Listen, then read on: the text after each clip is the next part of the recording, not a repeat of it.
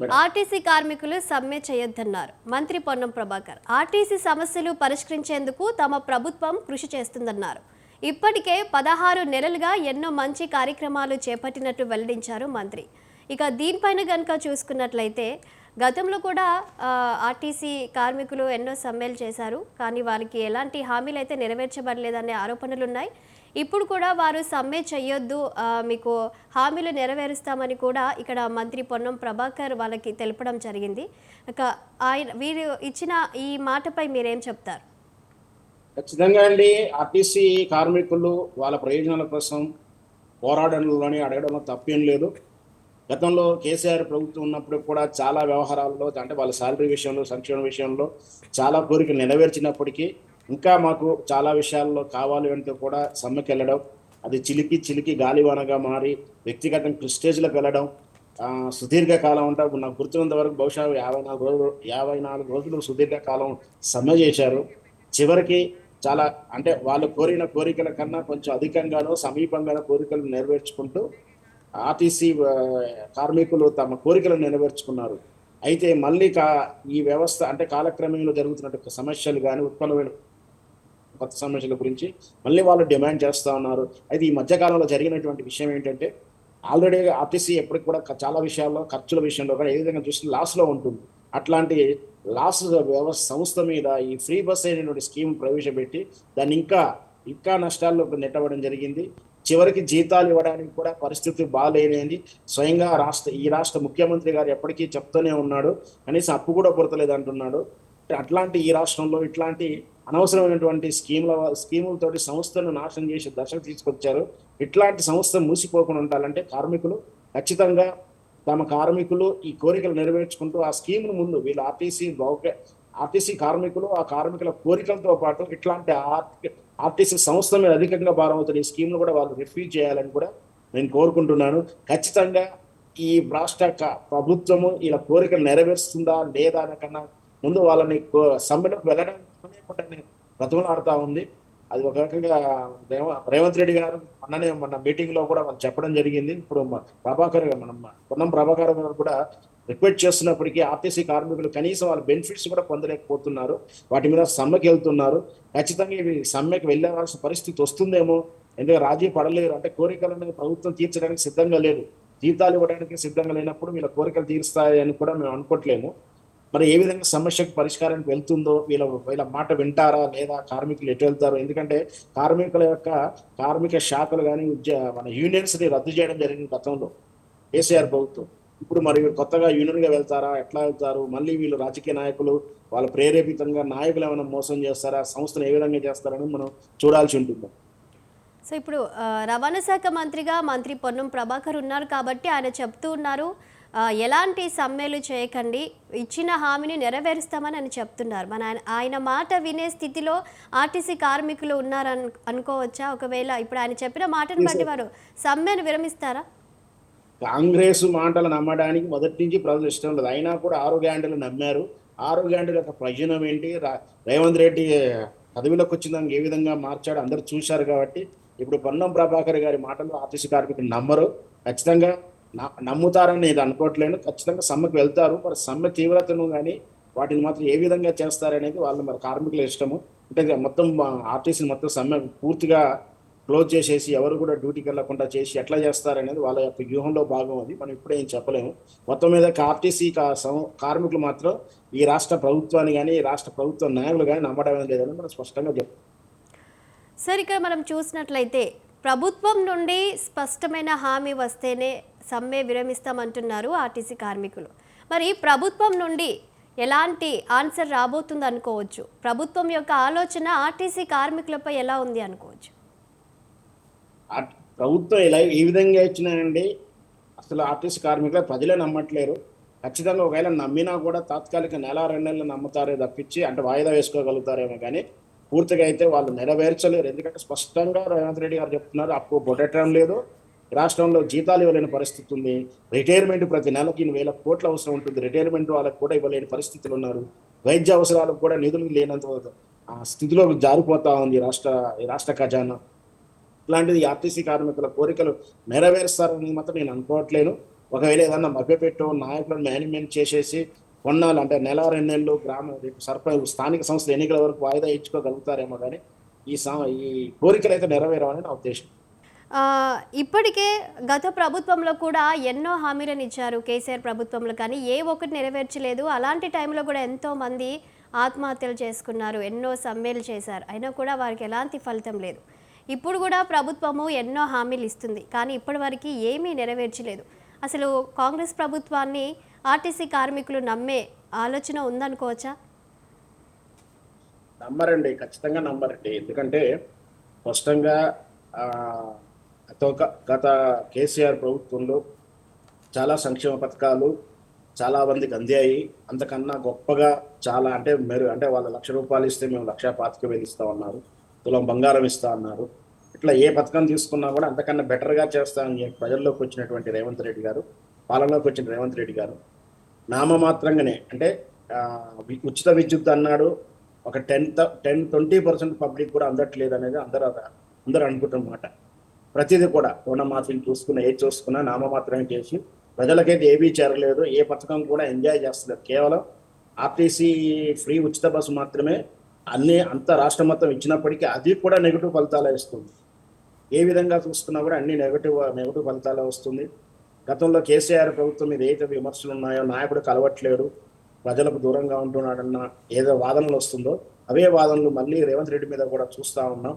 నిన్నగాక మన గుమ్మడి నర్సయ్య గారి మాట చూసుకున్నా, మన మాజీ ఎమ్మెల్సీ దిలీప్ కుమార్ మాట చూసుకున్నా ఆయన కలవట్లేడు, వినట్లేడు అని కూడా చెప్తా ఉన్నారు. అంటే ఇటు నాయకుడు దూరం అయ్యాడు. గత పాలకుడు ఏదైతే చేసాడో అంతకన్నా తప్పిదాలు చేస్తూ ఉన్నాడు. అయితే ఎంతకన్నా ఎక్కువ పథకాలు వస్తాయని చెప్పేసి ప్రజలైతే విశ్వసించి రేవంత్ రెడ్డి కాంగ్రెస్ పాలనకు అవకాశం ఇచ్చారు. అవి ఏమీ చేయట్లేడు. ఒకవేళ చేస్తాన్నా కూడా ఇప్పుడు ప్రజలు నమ్మే స్థితిలో లేరు. అట్లాంటి ఆర్టీసీ కార్మికులు నమ్ముతారని అయితే నేను అనుకోవట్లేను.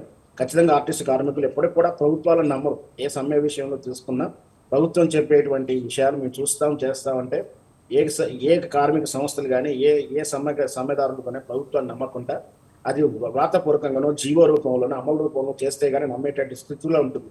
అట్లాంటిది ఇప్పుడు ఈ కాంగ్రెస్ ప్రభుత్వాన్ని ఈ ఆర్టీసీ కార్మికులు నమ్ముతారైతే నేను అనుకోవట్లేను. రేపు మనం చూద్దాం వాళ్ళకి ఏమైనా ఏ విధంగా నచ్చజెప్తారా లేదంటే కార్మిక నాయకులు మ్యానిపులేట్ చేస్తారనేది మనం చూడాల్సిన అంశం.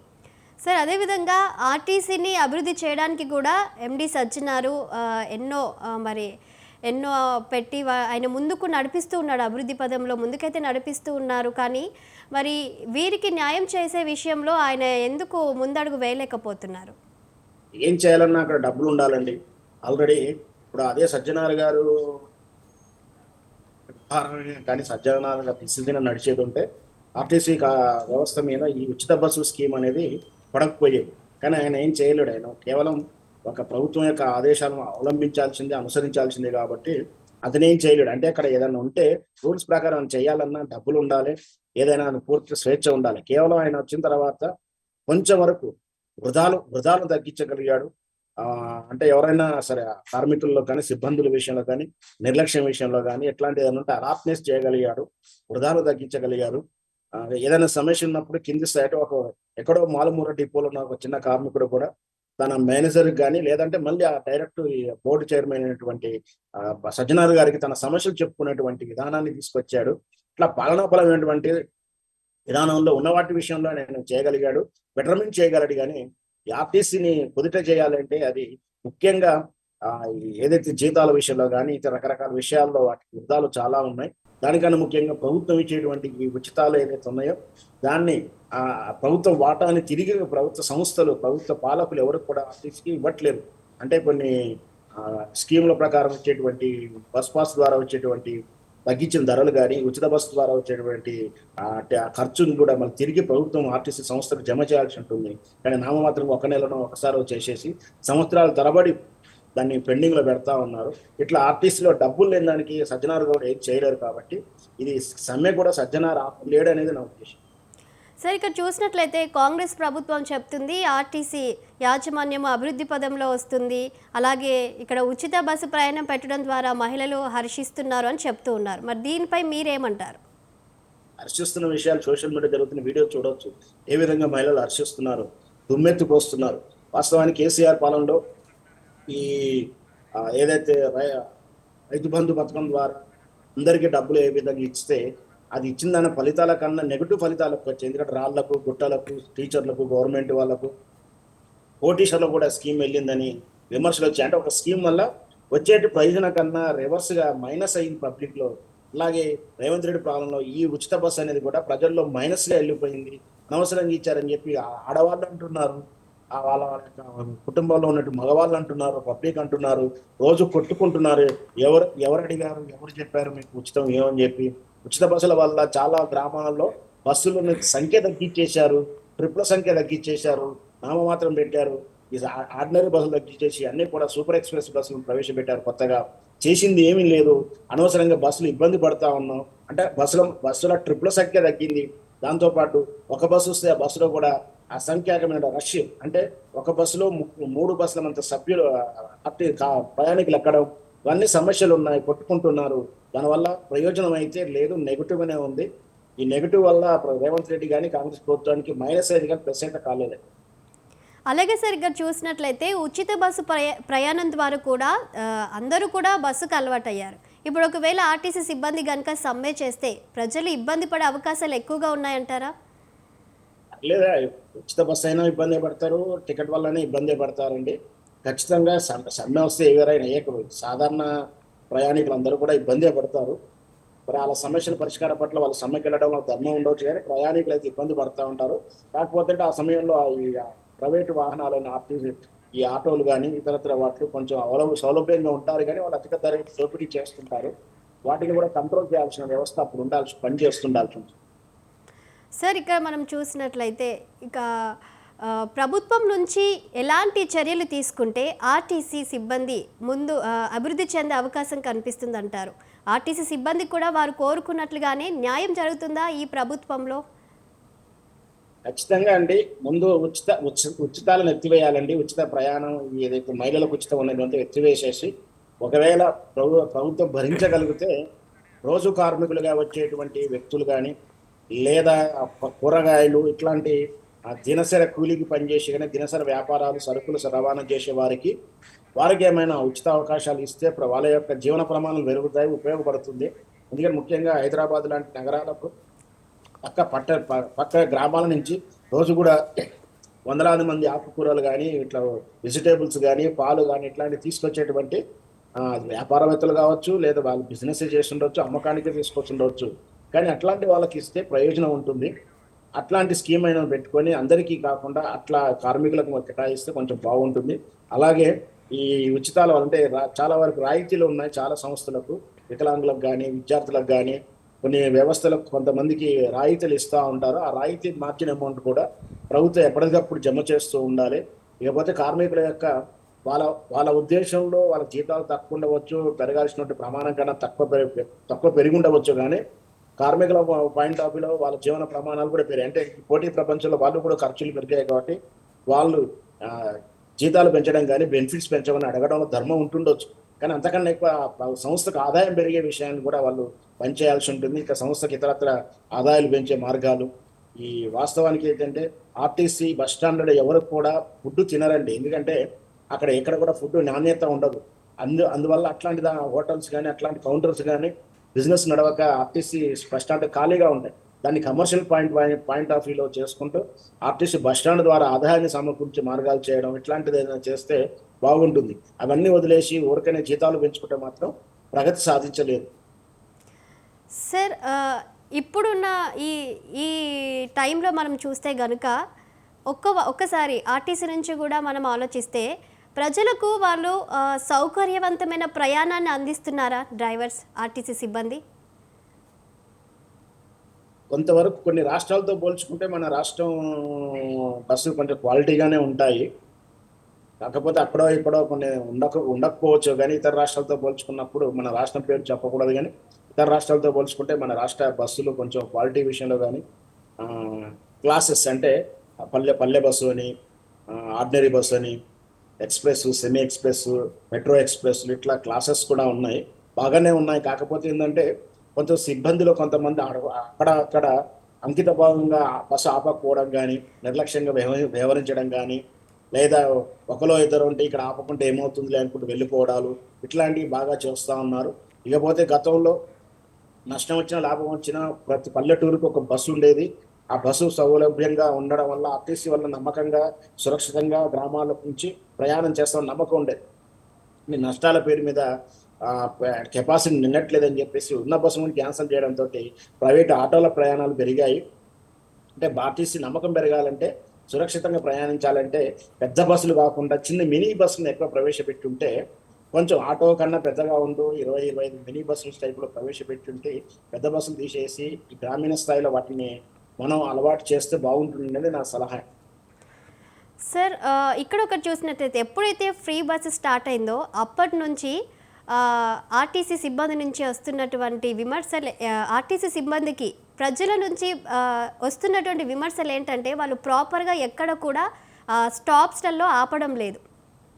సో మరి ఆర్టీసీ సిబ్బందికి కూడా మరి ప్రజల తరపు నుండి మీరు ఏమైనా చెప్పగలరా? నిజంగా అండి, గతంలో ఎట్లా ఉంటుందంటే కలెక్షన్ బట్టి వాళ్ళకు మా ఇంక్రిమెంట్స్ ఉంటాయండి. ఆర్టీసీలో బస్సు కెపాసిటీ అంటే మైలేజీ పెట్రోల్ కన్జంప్షన్లో ఒక తగ్గించినప్పుడు కానీ కలెక్షన్లో పెంచినప్పుడు కానీ వాళ్ళ పాయింట్లు రావడం కానీ ఇంక్రిమెంట్ రావడం కానీ జరిగేది. ఫ్రీ బస్సుతో అట్లాంటివి ఏవి అప్లికేబుల్ కావట్లేదు. అదొకటి వాళ్ళకి ఇంట్రెస్ట్ తగ్గిపోవడానికి కారణం, అదొక కారణం. రెండవది ఏమిటంటే స్టార్టింగ్ పాయింట్లోనే ఎట్లాగో మనం ముందే చెప్పుకున్నాం బస్సులు తగ్గించారని. స్టార్టింగ్ పాయింట్లో బస్సులు నిండిపోతూ ఉన్నాయి. నిండిపోయిన బస్సులో వేలాడుకుంటూ వెళ్తున్నాము, ప్యాక్గా వెళ్తే ప్రమాదాలకు జరుగుతాయనే ఉద్దేశంతో వాళ్ళు ఆపకుండా వెళ్తున్నారు. ఇది కార్మికులు కానీ ఆర్టీసీ సిబ్బంది కానీ చెప్పేటి వర్షన్. కానీ ప్రజలు మాత్రం మేము ఆ బస్సు కోసం వెయిట్ చేస్తున్నప్పుడు రావట్లేరని వాళ్ళు అంటున్నారు. ఏదన్నా కూడా ఇటు ఆర్టీసీ ఉచిత బస్సు ప్రయాణం వల్ల ఆర్టీసీ కార్మికులు నష్టపోతున్నారు, వాళ్ళకు ఒక పాజిటివ్నెస్ లేదు. ప్రజల్లో నష్టపోతున్నారు, ప్రజల్లో దాని వల్ల పాజిటివ్నెస్ లేదు. ఈ విషయాన్ని రేవంత్ రెడ్డి గారు పాలకులు గ్రహించి ఉన్న బలంగా ఈ ఉచిత బస్సు ప్రయాణాన్ని ఎత్తివేయడం కానీ మార్పులు చేయడం కానీ జరగాలి అనేది నా ఉద్దేశం. Thank you sir. తుది పాయింట్లో కొన్ని టాపిక్స్ గురించి చర్చించినందుకు థ్యాంక్ యూ శ్రవణ్ గారు. ఇది వాళ్ళ టు ది పాయింట్. చూస్తూనే ఉండండి స్వతంత్ర న్యూస్.